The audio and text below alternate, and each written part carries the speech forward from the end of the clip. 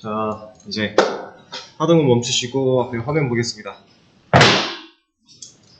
제가 5일차에 있는 링크 들어가서 좀 둘러보고 계시면 된다라고 안내 문구를 하나 띄워놨었는데 이거 말하는 거였어요. 혹시 이게 안 보였더라면 수업 페이지 새로 고침하시면 나왔겠죠, 당연히. 근데 아마 그럴 일은 없었을 겁니다. 제가 오늘 아까 4시가 되기 전에 올려놓고 이걸 띄워드렸던 거기 때문에 자, 같이 한번 살짝 둘러볼 거예요. 이게 보셨을 때 얘는 일단 뭐 같아요? 이 친구는, 이 사이트 링크는 어떤 역할을 하는 애 같이 보이던가요?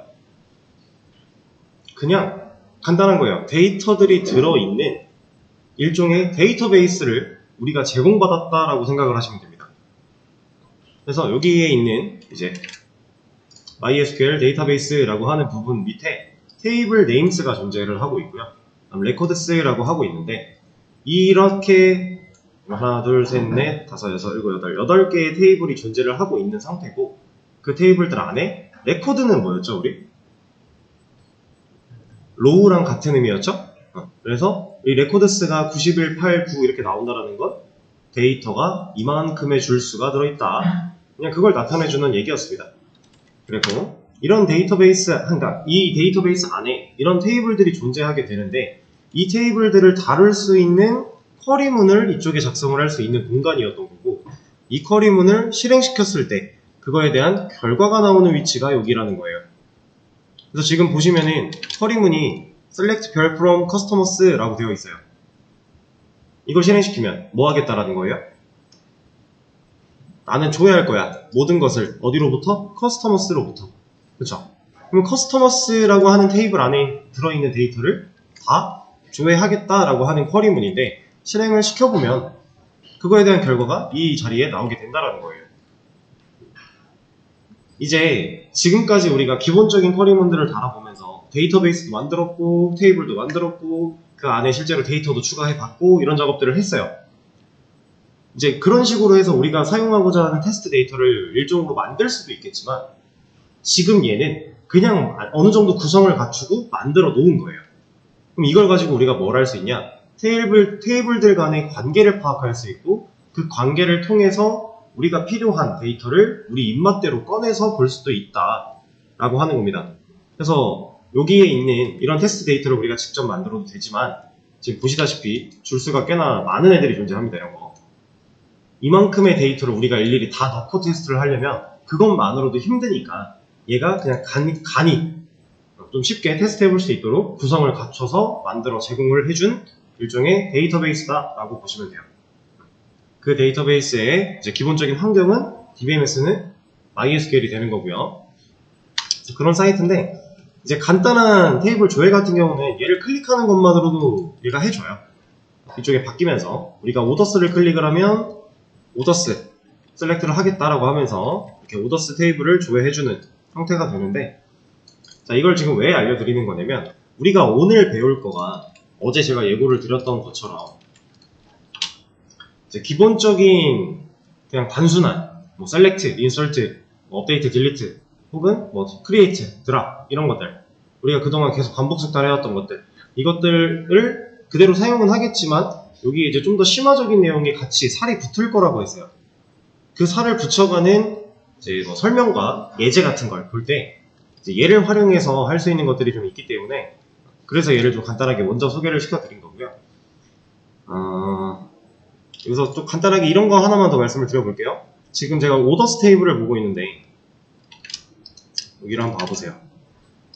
자, 지금 이 결과가 오더스라고 하는 테이블의 그 셀렉트 결과예요. 조회한 결과예요. 여기 보면 오더 아이디라고 하는 게 존재하죠. 얘는 뭘 의미할까요?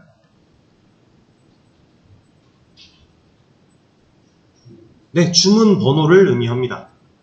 우리가 아티클이라고 하는 테이블을 만들어서 연습을 할 때도 그 아티클 테이블한테 아이디라고 하는 걸 부여했었죠. 컬럼을. 그 아이디의 역할이 뭐였어요? 게시물 번호였어요. 그 게시물 번호가 필요했던 이유는 뭐예요? 게시물들이 가져야 되는 고유 식별값 역할을 하기 위해서 필요했던 거죠. 자, 지금 여기는 오더스 테이블이에요. 여기에 있는 오더 아이디, 이 친구의 역할이 아티클에 있는 아이디와 같을까요? 역할은 같습니다. 얘도 주문마다 누가 주문했고 어떤 상품을 주문했고 이런 걸 다 떠나서 일단 주문이 하나 들어오면 그 주문에 대한 고유식별값이 하나 존재해야 되기 때문에 그걸로 만들어 놓은 게 오더 아이디가 되는 거예요. 그럼 이 친구는 뭘로 설정이 되어 있을까요? 우리가 어제 배웠던 프라이머리 키로 설정이 되어 있는 겁니다. PK 역할을 한다라는 거예요. 자, 그리고 보면 커스터머 아이디라고 있고요. 인플로이 아이디라고 있고요.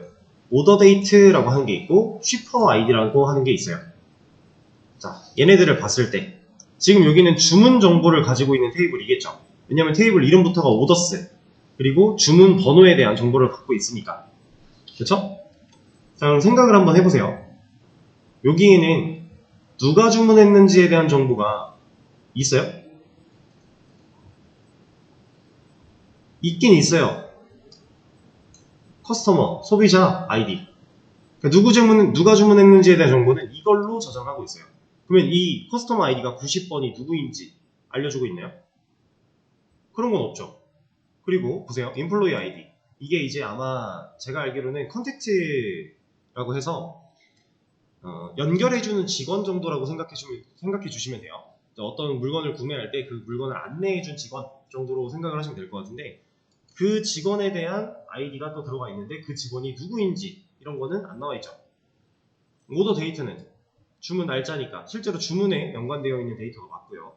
쉬퍼 아이디 이거는 뭐 여기 슈퍼스라고 이거 말고 슈퍼스라고 테이블이 따로 있어서 있긴 한데 이거는 그냥 무시해도 되고 그럼 요거 이렇게 딱 여기까지만 봤을 때 주문 번호가 1248인 이 주문에 대해서 누가 주문을 했고 어떤 상품을 주문을 했고 이 상품에 대한 배송을 어디로 보내야 되고 이런 정보를 이 오더스 테이블에서 알 수 있어요? 모르죠. 그러면 이 정보는 어디 가면 알 수 있을까요?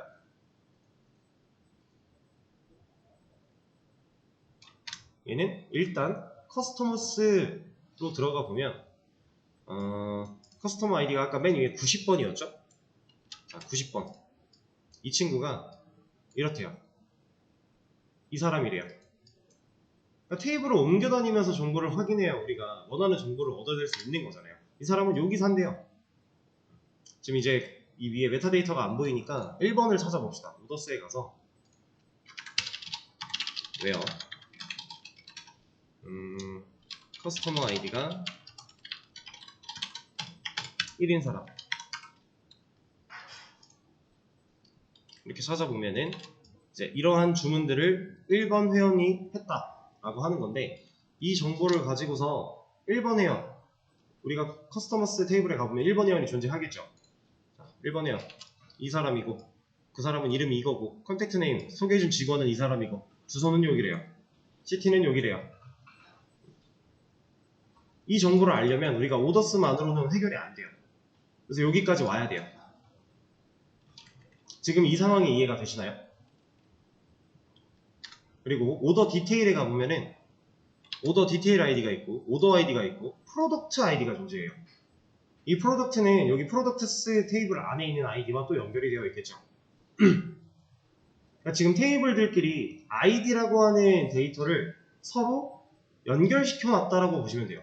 그 연결이라는 건 진짜 그냥 쉽게 이해하면 여기가 커스터머스, 여기가 오더스, 여기가 뭐 오더 디테일, 여기가 프로덕트다 이렇게 했을 때 얘가 가지고 있는 아이디를 이쪽에 연결을 시켜 놓은 거고 얘가 가지고 있는 아이디를 이쪽에 연결을 시켜 놓은 거고 얘가 가지고 있는 아이디를 이쪽에 연결을 시켜 놓은 거예요. 우리가 이 네 가지 테이블에 들어있는 정보를 한 번에 취합해서 한 번의 결과를 볼 수 있게끔 하는 방법이 있는데 아직 안 배웠으니까 지금 현재 필요한 정보들을 하나하나 취합해서 이 사람이 이 주문 번호에 해당하는 사람은 어떤 사람이고 이 사람은 이름이 뭐고 이 사람의 주소는 어디고 이 사람이 주문한 상품은 어떤 거고 이런 거를 다 알려면 결국 이 네 가지 테이블을 다 까봐야 된다는 거예요. 까보면서 필요한 정보들을 따로 기록을 해놨다가 얘네를 한 번에 합치면 그 주소에 우리가 정상적으로 물건을 보내줄 수 있겠죠. 상당히 불편해 보이는 현상이지만 우리는 이렇게 해야 됩니다. 이게 맞아요. 이 구성이 맞습니다. 그래서 여러분들이 나중에 배우시게 될 건데 제가 간단하게 이거 하나만 좀 해볼 거예요. 커스터머스에서 이거 하나만 복사를 좀 해놓고, 잠깐만요. 주소도 보여주자. 어드레스? 오케이. 첫 글자 대문자고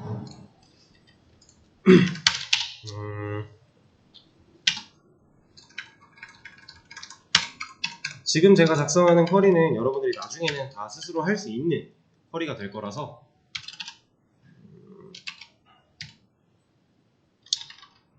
그리고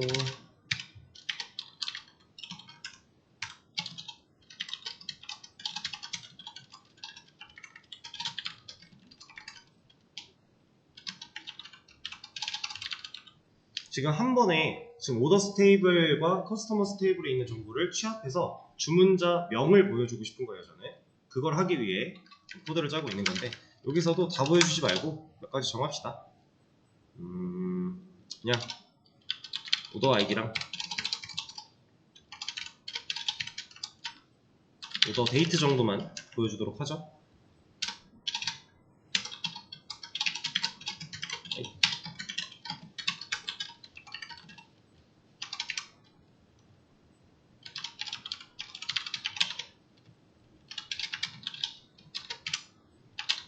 이게 그냥 아이디로 돼 있나? 잠깐만요. 커스텀 아이디로 돼 있군요.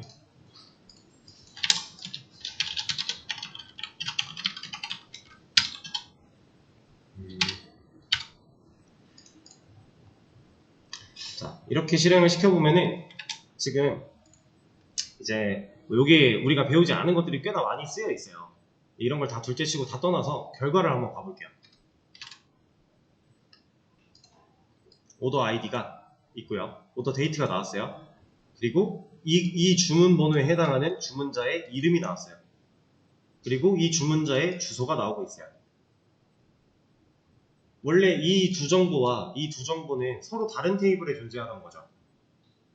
지금 이렇게 생긴 테이블 하나와 이렇게 생긴 테이블이 서로 연결되어 있는 연결고리가 있으니까 그 고리를 기준으로 해서 이 두 테이블을 하나인 척 보여준 거예요. 이걸 한 겁니다.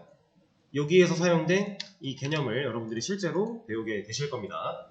그래서 어떻게 보면은 제가 이제 그 CRUD 중에서 사실상 제일 중요한 건 셀렉트다 이런 얘기를 드린 적이 있어요. 우리가 뭐 인설트, 업데이트, 딜리트 얘네들은 할 수 있는 게 너무 한정적이고 뻔한데 셀렉트는 무궁무진하다. 그래서 우리가 실질적으로 쿼리를 잘 다루기 위해서는 셀렉트 기술이 제일 중요하다라고 했었는데, 지금 여기 우리가 살붙여서 배워나가야 될 것들, 이런 것들도 다 결국에는 셀렉트 안에서 사용될 친구들이에요. 그래서 하나씩 좀 배워볼 겁니다. 자, 다시 수업 페이지에 오셔서 새로 고침해보시면은 SQL 활용 정리라고 해가지고 1, 2, 3 나와 있을 거예요. 여기 있는 거를 1, 2, 3 순서대로 하나씩 열어주세요. 그리고 하나씩 저랑 같이 얘기를 좀 나눠볼 겁니다. 1, 2, 3 다 띄우셨죠? 이 안에는 우리가 배웠던 것도 있고요, 배우지 않은 것도 있어요. 배웠던 거는 복습의 개념으로 다시 한번 짚을 거고, 배우지 않았던 거는 제가 설명을 드릴 겁니다. 그래서 지금 여러분들은 이제 제 설명을 들으시면서 앞에 있는 글자가 잘 안 보이면 본인 화면에 있는 글자를 보시면 되는 거예요. 그러려고 같이 띄워놓은 거니까. 자, 일단 첫 번째 정렬.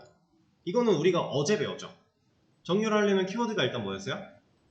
오더바이 라고 하는 키워드가 있었고, 기본적으로 우리가 오더바이를 사용하지 않았을 때 그때는 기준이 뭘로 잡혀요?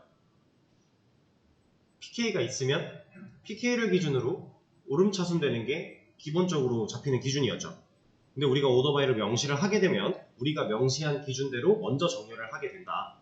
근데 그렇게 하고 나서도 동일한 값이 존재하면 그거에 대한 순서는 PK가 결정한다 라고 했었어요. 기억나시나요?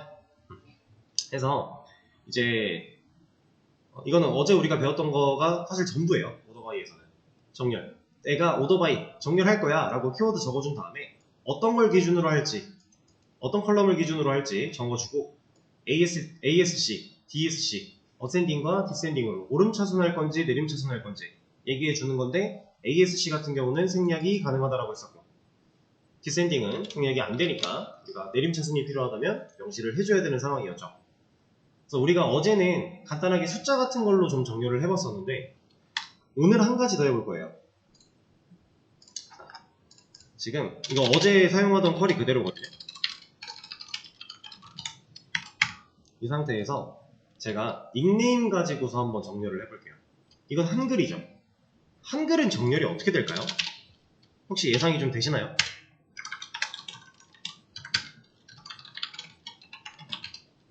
제가 닉네임 가지고 할 겁니다. 일단 어센딩 한번 해볼까요? 어때요? 일단 미음이라고 하는 첫 번째 자음 때문에 무명이 맨 위로 올라왔고요.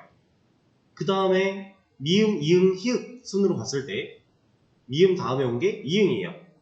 그러니까 얘는 진짜 우리가 그 국어사전이나 백과사전 같은 데에서 인덱스 보고서 뭔가 그 검색 찾아 나갈 때, 영어사전도 마찬가지예요. 찾아 나갈 때 그 색인이 있잖아요. 책이 이렇게 존재를 하면, 그 그림을 잘 못 그리는데 양해를 부탁드립니다. 이게 맞나? 뭔가 대충 이런 식으로 사전에 있다라고 했을 때, 여기 보면 이렇게 인덱스가 이렇게 파여 있잖아요. 여기에 뭐 A, B, C, 뭐 한글 사전이면 기역, 니은, 디귿 이런 식으로 들어가 있을 거예요. 그래서 얘를 첫 번째 자음 가지고 일단 따지죠. 그 다음에 따지는 게 뭐예요? 모음. 만약에 지금 무명이니까 무라고 하면 첫 번째 이 자음, 미음 가지고 한번 따진 다음에 미음이 똑같아? 그럼 그 다음 자음을 보는 거예요. 한글은, 모음이죠. 한글은 자음, 모음. 그리고 받침이 있으면 하나 더 자음이 오는 거죠. 그렇게 하나하나 따져 나가는 겁니다. 그래서 미음이 가장 먼저, 그 다음 이음, 그 다음 히읗 이렇게 나온 거예요. 근데 이제 똑같은 히읗끼리 봤을 때 지금 홍길까지는 동일하죠. 그리고 다음에 동이 먼저 나왔어요. 왜냐? 디귿이 시읒보다 앞에 있으니까. 그냥 딱 이거예요. 한글은. 이건 간단하죠? 이해되시죠? 별로 어려울 게 없습니다. 자, 그러면 지금 예시로 드릴 데이터가 없으니까 데이터를 몇 개만 좀 넣어놓고 제가 하나 또 보여드릴게요. 한글은 이제 간단하게 우리가 그냥 알고 있는 방식 그대로 순서가 따져진다. 기역, 니은, 디귿 순으로, 그리고 모음은 아야, 어여 순으로 쭉 간다. 이건데 닉네임 부분을 영어를 한번 써볼게요. 근데 영어도 사실 마찬가지거든요. 이렇게 하면 우리가 오름차순 기준으로 했을 때 누가 더 먼저 나올까요? 당연히 A가 먼저 나오겠죠. 오름차순은 작은 것부터 큰 거 순이니까 우리가 앞에 오는 순서부터 뒤에 오는 순서대로 정렬을 하는 거라 당연히 소문자 A가 먼저 나올 거예요. 근데 이건 어떨 것 같아요? 얘는 누가 먼저 나올까요? 얘 이렇게 데이터가 3개가 들어갔다고 하면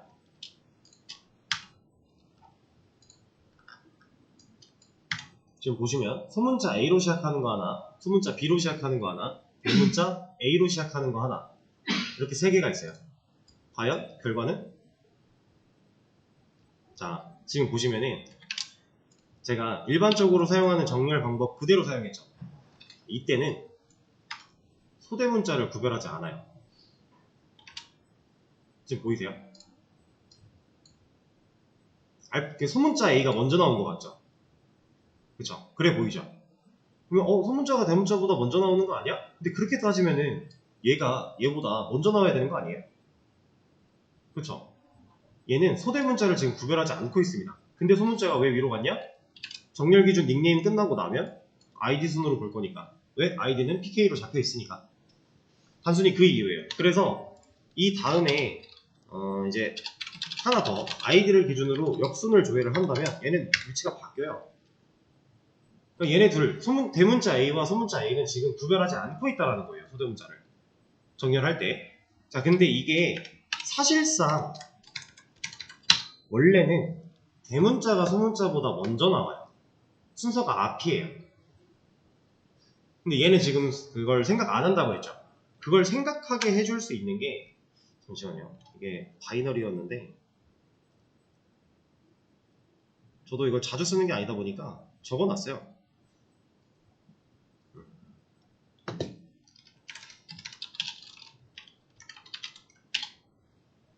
잠깐만, 아니지. 오더바이 뒤에 내가 지정할 기준이 되는 컬럼을 적어주기 전에 바이너리라고 이렇게 적어주면 얘는 이제 소대문자를 따져요. 원래는 대문자가 소문자보다 앞에 있는 게 맞습니다. 이거는 왜 그러냐면 우리가 정렬을 하는 기준은 사실 이걸 많이 따라가거든요. 이거는 여기 나올까? 자, 이 아스키 코드라고 하는 게 이제 문자를 보여주는 표인데 여기 보시면은 대문자가 소문자보다 더 앞에 있어요. 그러니까 대문자 A는 65고요. 소문자 A는 97이라는 순번을 갖고 있어요. 그래서 대문자 A가 소문자 A보다 당연히 빠를 수밖에 없어요. 그래서 원래 정렬할 때도 그게 맞는데 MySQL에서 얘를 일반적으로 정렬을 할 때는 따지지 않는다가 된 거고 그걸 따지면서 대소문자를 구별하면서 정렬을 할 거다라고 하면 얘를 붙이는 것 뿐이에요. 크게 어렵지 않죠?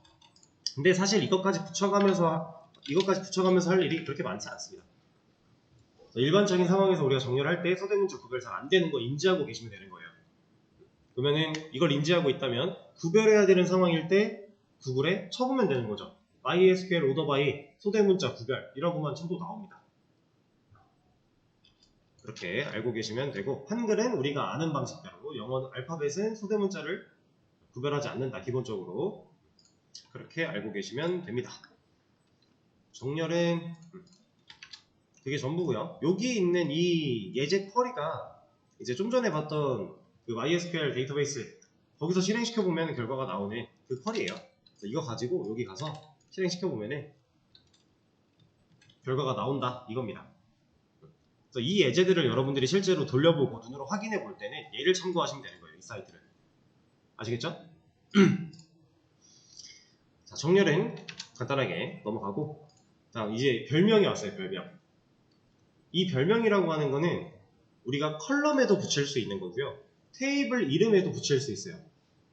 근데 뭐 테이블을 만들거나 아니면은 뭐 컬럼을 부여할 때, 컬럼의 속성을 부여하거나 할 때 그때 붙여주는 게 아니라 우리가 조회할 때 그 순간에만 잠깐 별명을 붙인다라는 개념이에요. 그래서 이제 보면은 컬럼 AS 별명이라고 되어 있는데 이 AS라고 하는 키워드가 별명을 지어주는 역할을 합니다. 그래서 이 친구는 earliest라고 하는 애예요. 플레임이 earliest라고 생겨먹은 애인데 이거를 이제 줄여서 AS라고 쓰는 겁니다. 그래서 이 AS를 붙이면 어떤 일이 벌어지냐면 제가 이런 걸 한번 해볼게요. 제목과 내용을 조회를 할 건데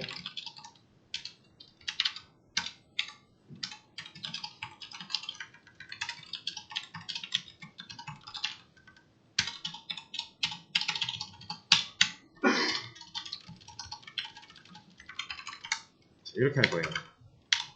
이러면 어때요? 조회를 했을 때 이 컬럼 부분의 이름이 타이틀과 바디로 나오지 않고 제목과 내용으로 나온다는 겁니다. 별명은 이런 역할을 해요. 간단하게 이런 거예요. 근데 잘 보세요. 바뀌었죠? 얘랑 지금 얘는 다르죠? 결과는 같아요. 그리고 또 보세요. 얘랑 또 다르죠? 결과는 같아요. 근데 우리는 이거 안 쓸 거예요. 이 홀다운표 방식은 안 쓴다라고 생각하시면 돼요. 백틱을 쓰거나 아예 안 붙이거나 이렇게 생각하시면 되는데 그 이유가 뭐냐면 이제 이런 거거든요. 여기서는 잘 나가?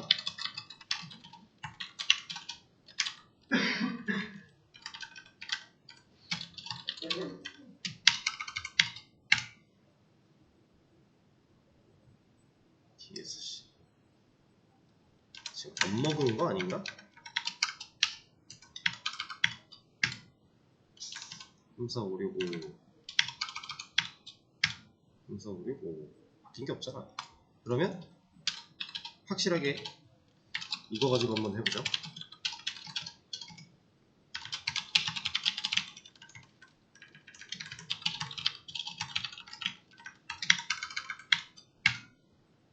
자, 지금 보세요. 아티클을 줘야 할 거고 이런 결과를 가지고 왔는데 이 별명 지은 거를 원래는 이 밑에서 쓸 수 있거든요. 그러니까 별명을 지어놨기 때문에 여기는 이제 기준이 되는 컬럼이 들어가는 부분이잖아요. 이 컬럼에 별명이 있으니까 이 별명으로 여기서 불러내도 원래 인식이 돼요. 근데 지금 닉네임이 정상적으로 오토바이가 먹었나요? 지금 DESC예요. DESC면 내림차순이죠. 그럼 홍길이라는 글자가 맨 위로 올라가야 되는 거 아니에요? 알파벳과 한글의 순서는 그렇다 치고 일단 얘가 먼저 올라가야 될 텐데 지금 안 먹었어요. 정상적으로 안 되죠. 자,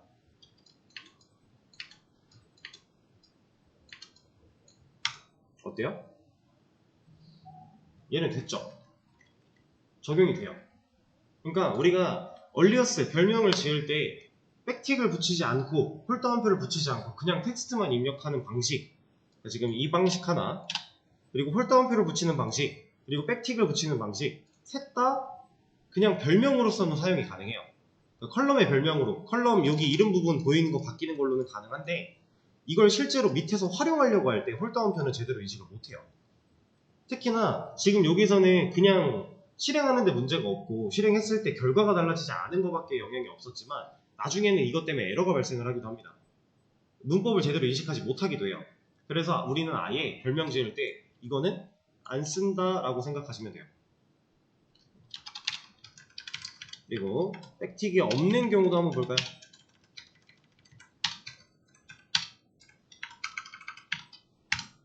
어때요? 잘 되죠? 그냥 우리는 홀다운표만 안 쓰면 돼요. 근데 이제 굳이 제가 백틱을 쓰는 걸 먼저 보여드린 이유가 뭐냐면 백틱을 써도 되고 안 써도 되는 상황에서 우리는 그 전까지는 이제 상황 따라 써야 될 때는 무조건 쓰고 안 써도 될 때는 그냥 쓰지 말자 하고 저도 그렇게 사용을 했었는데 여기만큼은요 쓰세요. 백틱을 안 써도 되고 써도 되겠지만 이때는 그냥 쓰세요. 왜냐면 이거 은근히 헷갈려요. 이 뒤에 얼리어스 뒤에 이렇게 오는 게 별명이잖아요. 지금 우리가 그걸 배우고 있는 건데 이거를 이렇게 빼놓으면 쿼리가 작성된 거를 봤을 때 복잡한 걸 봤을 때 꽤나 헷갈립니다. 근데 이게 왜 헷갈리냐? 별로 헷갈릴 일이 없지 않아? 라고 느낄 수 있어요. 근데 이게 정말 헷갈린 이유는 얘를 생략이 가능하기 때문이에요.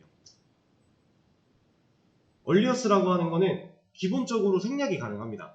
그래서 지금 얘도 결과가 똑같아요. 실제로는 여러분들이 나중에 진짜 이거 DB 가지고서 뭔가 일을 하거나 이러면은 거기서는 얼리어스를 쓰는 개발자가 별로 없어요. 귀찮으니까. 생략돼도 다 알아먹으니까. 서로서로 다 인지할 수 있으니까. 근데 우리는 지금 얼리어스라는 걸 처음 배웠죠. 우린 당분간은 적응될 때까지는 얼리어스를 붙여서 쓸 거예요. 생략 안 할 거예요. 근데 얘가 생략이 안 된 상태에서는 사실 얘가 붙어있든 안 붙어있든 상관이 없어요. 크게 문제될 게 없어요. 근데 얘가 생략돼버리는 순간 이게 없어져 버리면 생각보다 많이 헷갈립니다. 띄어쓰기 하나로 우리가 구분을 해야 되기 때문에. 그래서 아예 백틱을 붙이는 연습을 하시는 게 속 편해요. 이해되시죠? 자, 이게 이제 컬럼에서 별명을 짓는 방식인데 이것도 하나 보여드릴 거예요. 자, 이거는 지금 여기까지는 컬럼에 별명을 지어서 여기가 달라졌어요. 그쵸? 근데 지금 제가 테이블 from 다음에는 테이블 명이 오는 곳인데 이 테이블 뒤에 얼리어스를 또 붙이고 A라고 넣었어요. 자, 그럼 우리가 배운 별명 그 원칙대로라고 한다면 지금 아티클 테이블한테 별명을 A라고 지어놓은 거죠. 그럼 얘를 어떻게 쓸 수 있냐? 사실 제가 좀 전에 여기서 했던 이것도 이미 별명을 쓴 거였어요. 지금 보시면 제가 셀렉트 절에 5점이라고 해놨죠. 오더스 점이 아니라 5점이에요. 지금 서로 다른 두 테이블을 연결시키는 쿼리 안에서 그 테이블 두 개가 존재해요. 그 안에서 우리가 이 컬럼을 조회를 할 건데 이 컬럼이 어떤 테이블에 있는 컬럼인지 명시해주는 부분이거든요. 그래서 오더스에 있는 오더 아이디라는 컬럼을 가져올 거야 라고 하는 건데 이런 별명을 짓지 않았더라면 만약에 이런 걸 하지 않았더라면 여기에는 오더스가 이렇게 들어가야 돼요. 사실 이렇게 하면 기능상의 문제는 전혀 없어요. 그러니까 별명을 꼭 써야 되는 건 아닙니다. 근데 이렇게 별명을 썼을 때 좋은 점은 지금 오더스라고 하는 이름은 짧아요. 간단한 단어예요. 근데 테이블 명이 만약에 좀 길대요. 근데 그 테이블에서 조회해야 되는 컬럼이 좀 많대요. 그럼 우리는 조회해야 할 컬럼마다 그 테이블 이름을 다 붙여야 돼요. 그럼 우리가 짠 쿼리가 그만큼 복잡해진다는 거죠. 똑같은 문구가 길게 반복될 거니까 길어질 거고. 그럴 때 이런 별명을 지어서 보통 이렇게 알파벳 한 자리 혹은 두 자리 혹은 세 자리까지 그래서 테이블들을 분리시켜 놓고 이 테이블에서 이 컬럼 조회할 거야 라는 식으로 쓰는 거예요. 근데 지금 당장 두 개의 테이블을 사용하지 않고 그냥 이렇게 해도 돼요. 이건 그냥 명시할 뿐인 거니까. 지금은 아티클이라고 하는 테이블에서 데이터를 다 꺼내오고 있기 때문에 이걸 생략해도 얘가 알아들어요. 근데 이걸 써줘도 문제가 없어요. 이렇게. 지금 보면은 생략된 거 그리고 써준 거 결과는 상관이 없어요. 단 이건 안 돼요. 이거는 에러 날걸요? 우리가 이미 테이블한테 별명을 지어버렸기 때문에 이제 이 컬럼들을 조회할 때는 별명을 가지고 불러내야 돼요. 근데 얘는 플레임이죠. 이제 이런 별명을 가지고 있는 테이블은 없는 거예요. 그리고 얘가 만약에 없다면 원래는 이게 맞습니다. 근데 이거 너무 기니까 우리가 압축시켜서 쓰자. 여기 테이블 하나일 때는 이런 걸 생략해도 어차피 얘가 잘 알아먹는데 테이블이 2개가 되고 3개가 되고 4개가 되고 이렇게 합쳐야 되는 테이블이 많아진다면 그때는 테이블들마다 분리를 무조건 시켜줘야만 해요. 근데 사실 여기서 이거 빼도요.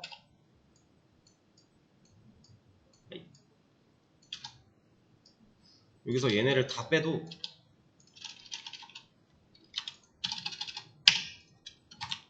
이거 결과 똑같아요. 에러 났네? 아 뭐야 이거 아니다. 여기 때문에 안 되겠구나. 아 그러네. 그럼 결과는 이상하게 나오겠지만 지웠는데? 그래 나왔지. 결과는 이상하게 나오겠지만 빼도 얘가 지금 뭐라고는 안 해요. 이게 왜 그런 거냐면 지금 오더스 테이블 안에서 오더 아이디라는 컬럼과 오더 데이트라는 컬럼을 꺼내올 거였어요. 근데 이 두 컬럼은 커스터머스 테이블 안에는 애초에 없어요. 보실래요? 이 커스터머스라고 하는 테이블 안에는 애초에 오더 아이디나 오더 데이트라는 컬럼이 없어요. 그리고 오더스 안에는 커스터머 네임이랑 또 뭐였지? 우리가 뭐가 좋았었죠? 어드레스. 여기에는 커스터머 네임이랑 어드레스라고 하는 컬럼이 없어요. 그러니까 조회해야 되는 테이블은 2개인데 각각 2개씩 컬럼을 조회를 할 거예요. 근데 이 2개의 컬럼이 다른 테이블에는 존재한 적이 없어요. 그럼 명시를 안 해줘도 얘가 헷갈려 하진 않아요. 그럼 이렇게 명시를 안 하고 쓸 수도 있거든요. 근데 이런 식으로 습관을 들이다 보면 분명히 사고가 발생합니다. 그래서 우리는 무조건 명시를 하는 식으로 가야 돼요. 그래서 테이블을 여러 개 섞을 거면 무조건 별명 짓고 그 별명으로 컬럼 나누고 어떤 테이블에서 가져올 건지 명확하게 명시하고 그렇게 조회를 하는 게 맞습니다. 그래야 나도 안 헷갈리고요. 누군가 내 코드를 봤을 때 그 사람도 안 헷갈리고 가독성이 좋아지는 거예요. 자, 이게 별명에 대한 내용이었습니다. 그래서 지금 여기 예제로 되어 있는 이거 한번 또 실행을 시켜보면은 이거 별거 없어요.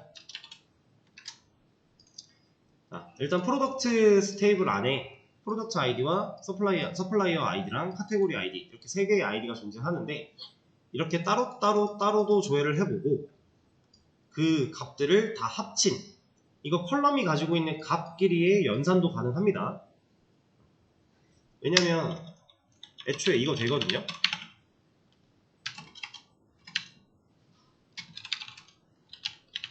원래 이거 돼요. 결과 어때요? 지금 셀렉트 할 거야. 누구를 1 더하기 2를 그러면 컬럼 내가 조회한 컬럼은 이 친구이기 때문에 이름이 이대로 나오는 거고요. 이 친구의 결과인 3이 나와요. 원래 이거 가능한 거예요. 그래서 지금 방금 전에 봤던 쿼리가 그 연산, 얘네들이 컬럼들이 갖고 있는 값들의 연산까지 해서 그 결과를 new id라고 하는 별명을 붙여서 볼 거야 라고 해놓은 겁니다. 그래서 얘를 실행시켜 보면은 1 더했으니까 3이 나오는 거예요. 여기 컬럼 이름은 new id가 되는 거고, 별명은 이런 식으로 사용을 할 수가 있어요. 만약에 여기에 new id가 없다 그러면 여기 컬럼명은 이렇게 나옵니다. 우리가 조회한 컬럼이 이거니까. 그리고 생략 가능하다라고 했죠. 여기에 그냥 new id 적었다. 당연히 가능하죠. 생략해도 되는 거니까. 그래서 여러분들이 지금 당장은 생략을 안 할 거니까 본인이 쓸 때 헷갈리지만 않으시면 되는데 누군가 써놓은 걸 봤을 때 여기 컬럼이 쉼표 콤마가 찍혀있지 않고 띄어쓰기가 되어 있네? 그런 별명이에요. 이걸 잘 판단할 수 있어야 돼요. 근데 사실 그렇게 어렵지 않습니다. 몇 번만 하다 보면 금방 익숙해지기 때문에. 자, 그리고 사칙연산. 이거는 뭐 방금 여기서 본 결과랑 이어지는 부분인데 너무 간단하죠? 이거 그냥 한번 가져와서 해볼까요? 자, 첫 번째, 이거 실행하면 뭐 나올까요? 컬럼명에는 10 플러스 20이라고 나올 거고 결과는 30이 나올 거고요. 그 밑에 거는 10 곱하기 20이 컬럼명일 거고 결과는 200 나오겠죠. 밑에 거는 이거는 한번 볼까요? 뭐 나올 것 같으세요 이거? 10 나누기 20 예상한 대로 나온 거 맞아요? 나누기 연산이거든요. 그러니까 자바에서도 나누기 곱하기 이런 거 다 되듯이 DBMS도 가능한 건데 DBMS가 나누기를 했을 때 얘는 무조건 나누어 떨어질 수 있는 환경은 아니죠. 100% 그런 건 아니잖아요. 그럼 나누어 떨어지지 않을 때도 있겠네요. 그럼 얘가 소수점 4자리까지 반환해줍니다. 여기서 4자리는 왜 4자리냐면 뭐 별다른 이유가 있는 건 아니고요. 이제 프로그래밍 언어 속에서 이거는 모든 언어 공통이에요. 근데 유달리 자바스크립트가 제일 심하긴 한데 모든 언어 공통으로 언어 속에서의 소수는 100%가 아니에요.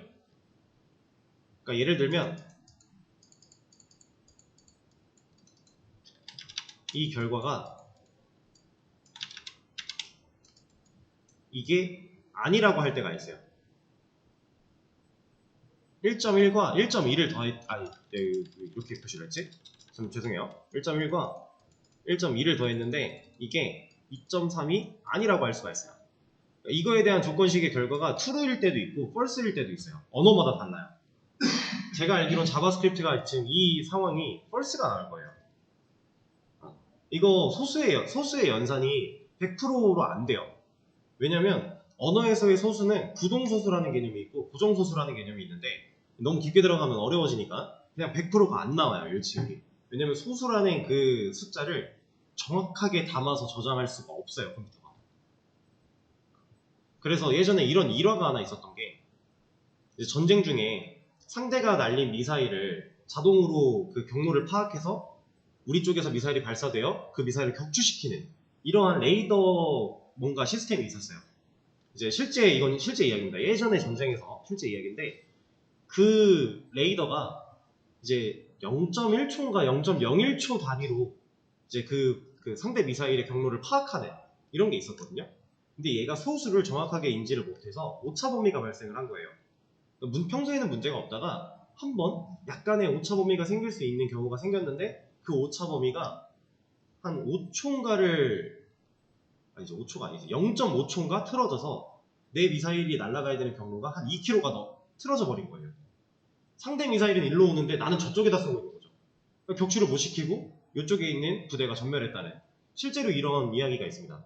그래서 프로그래밍 안에서의 소수를 가지고는 정확한 연산이 안 되기 때문에 조심해야 된다라는 게 있어요. 그래서 정확한 연산이 안 되기 때문에 최소 4자리까지 생각을 하는 거예요. 최소. 실질적으로는 6자리인가 8자리인가까지 보는 게 맞는데 최소 4자리까지. 이래야 조금이라도 더 일치할 확률이 높아질 거니까. 컴퓨터는 이제 사람은 1.999999 해서 쭉 계속 부가 나오면 이건 2죠. 우린 수학을 이렇게 배웠잖아요. 근데 컴퓨터는 1.999999면 9999예요. 그냥. 심지어 이 9999가 뒤로 가다 보면은 줄어요. 이렇게. 뭐 이런 식으로 줄어요. 우리가 알고 있는 것과 조금 다르게 반응을 하기 때문에 최소 4자리까지 보자. 그래서 얘가 그냥 4자리를 무조건 반환을 해줍니다.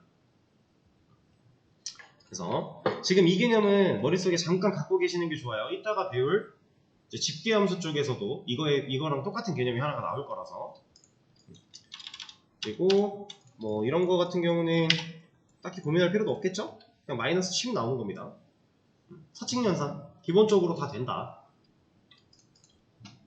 애초에 컬럼들이 가지고 있는 값끼리도 연산이 됐는데 그냥 연산을 못할 이유가 없죠. 그 다음에 비교연산. 여기까지만 하고 쉬는 시간 가졌다가 이어서 할게요. 요거까지만 하고. 자, 비교연산. 얘는 뭐 예제를 볼 것도 없어요. 실행시켜 볼 것도 없어요. 자, 언어, 자바, 파이썬 이런 기초 언어랑 DBMS가 다른 건 딱 하나예요. 이거 언어에서 뭐예요? 같다를 의미하죠. DB는 이거예요. 이게 같다예요. 같지 않다는요. 기초 언어에서 뭐예요? 이거죠. 느낌표. 얘도 똑같아요. 근데 제가 이거 하나 더 말씀드렸죠. 이것도 같지 않다. 얘는 똑같고요. 이것도 쓸 수 있고요. 같다만 달라요. 나머지 똑같습니다. 이거 크거나 같다, 작거나 같다, 뭐 이런 식으로 상황 따라 뭐 크거나 같다, 작거나 같다의 말은 바뀔 수 있겠지만 좌변이 기준이야 우변이 기준이야 할 수 있겠지만 어쨌든 다른 건 다 똑같고 얘만 다릅니다. 얘만 같다의 의미만 달라요. 그래서 DBMS에는 이게 이런 의미가 없기 때문에 이런 건 없어요. 그것만 아시면 돼요. 나머지는 똑같다. 그리고 실행시켰을 때 참인 결과라면 실제 DBMS가 뱉어주는 결과는 1. 이건 제가 저번에 한번 말씀드렸죠? 거짓인 문장일 때는 0을 리턴한다. 이렇게. 결과값이 1이 나오고 0이 나온다. 이거 하나만 해보죠. 자, 이거 맞는 말이에요, 틀린 말이에요? 10은 20과 같대요. 틀렸죠? 그럼 얘가 0을 뱉는다. 이게 같은 말이 되면 얘는 1을 뱉는다. 에러라고? 왜? 왜지?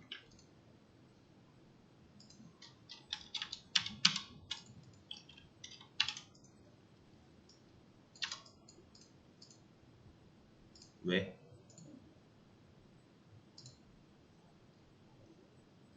딴 걸로 해봅시다. 그냥 지금 저걸로 실랑이 할 시간이 없기 때문에. 이러면 맞는 말이에요, 틀린 말이에요? 맞는 말이죠. 30이 20보다 크다. 그러면 결과는 1이 나온다. 이것만 알면 돼요. 자, 그러면 논리연산에부터는 쉬는 시간 가졌다가 다음 시간에 이어서 하도록 하겠습니다.